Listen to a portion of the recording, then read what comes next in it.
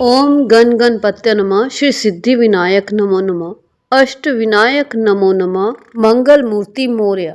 जय गणपति महाराज की, गुरु महाराज की जय हो। ग्रह शांति तथा सर्व सुखों की इच्छा रखने वालों को बुधवार का व्रत करना चाहिए। इस व्रत में रात या दिन में एक ही बार भोजन करना चाहिए। इस व्रत में हरी सब्जियों का उपयोग करें। बुधवार का व्रत रखते हुए व्रत कथा अवश्य पढ़ें या सुनें। कथा आरंभ करने से पहले हम एक अनोखी सी कथा का श्रवण करेंगे, जिसका नाम है चार आशीर्वाद। किसी जंगल में एक शिकारी जा रहा था। रास्ते में घोड़े पर सवार एक राजकुमार उसको मिला। वह भी उसके साथ चल पड़ा। आगे उनको एक तपस्वी और एक साधु मिले। वे दोनों ही उनके साथ चल दिए। चारों आदमी जंगल में जा रहे थे। आगे उनको एक कुटिया दिखाई दी। उसमें एक बूढ़े बाबा जी बैठे थे। चारों आदमी कुटिया के भीतर गए और बाबा जी को प्रणाम किया। बाबा जी ने उन चारों को चार आशीर्वाद दिए। बाबा जी ने राजकुमार से कहा, राजपुत्र तुम चिरंजीव रहो। तपस्वी से कहा, ऋषि पुत्र तुम मत जियो। साधु से कहा, तुम चाहे जियो चाहे मरो, जैसे तुम्हारी मर्जी। शिकारी से कहा, तुम ना जियो ना मरो। बाबा जी चारों को आशीर्वाद देकर चुप हो गए। चारों आदमियों को बाबा जी का आशीर्वाद समझ में नहीं आया। उन्होंने प्रार्थना की कि कृपया करके अपने आशीर्वाद का तात्पर्य समझाएं। बाबा जी बोले, राजा को नरकों में जाना पड़ता है। मनुष्य पहले तप करता है, तप के प्रभाव से राजा बनता है और फिर मरकर नरकों में जाता है। तपेश्वरी राजेश्वरी, राजेश्वरी नरकेश्वरी। इसलिए मैंने राजकुमार को सदा जीते रहने का आशीर्वाद दिया। जीता रहेगा तो सुख पाएगा।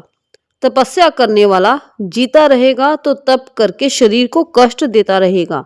वह मर जाएगा तो तपस्या के प्रभाव से स्वर्ग में जाएगा अथवा राजा बनेगा। इसलिए उसको मर जाने का आशीर्वाद दिया, जिससे वह सुख पाए। साधु जीता रहेगा तो भजन स्मरण करेगा, दूसरों का उपकार करेगा और मर जाएगा तो भगवान के धाम में जाएगा। वह जीता रहे तो भी आनंद है, मर जाए तो भी आनंद है। इसलिए मैंने उसको आशीर्वाद दिया कि तुम जियो चाहे मरो, तुम्हारी मर्जी। शिकारी दिन भर जीवों को मारता है। वह जिएगा तो जीवों को मारेगा और मरेगा तो नरकों में जाएगा। इसलिए मैंने कहा कि तुम ना जियो ना मरो। राजपुत्र चिरंजीव माँ जीव ऋषि पुत्रक, जीव वा मर वा साधु व्याध माँ जीव माँ मर। मनुष्यों को अपना जीवन ऐसा बनाना चाहिए कि जीते भी मौज रहे और मरने पर भी मौज रहे। साधु बनना है, पर साधु का वेश धारण करने की जरूरत नहीं। गृहस्थ में रहते हुए भी मनुष्य साधु बन सकता है। भगवान का भजन स्मरण करे और दूसरों की सेवा करे तो यहाँ भी आनंद है और वहाँ भी आनंद है। दोनों हाथों में लड्डू है। कबीर जी ने कहा है, सब जग डर पे मरण से, मेरे मरण आनंद। कब मरिए कब भेंटिए, पूर्ण परमानंद। इससे हमें ये समझ में आता है कि हमें गृहस्थ आश्रम में रहते हुए भी नाम जप करते रहें और दूसरों की सेवा करते रहें तो यहाँ पे भी आनंद है, और अच्छे कर्म करेंगे तो मरने के बाद भी आनंद ही आनंद है। इसलिए अच्छे कर्म करते रहें, पाठ पूजा करते रहें, नित नेम अपना करते रहें और किसी को नुकसान या दिल ना दुखाएं। चलिए कथा का आरंभ करते हैं। एक समय एक व्यक्ति अपनी पत्नी को विदा करवाने के लिए अपने ससुराल गया।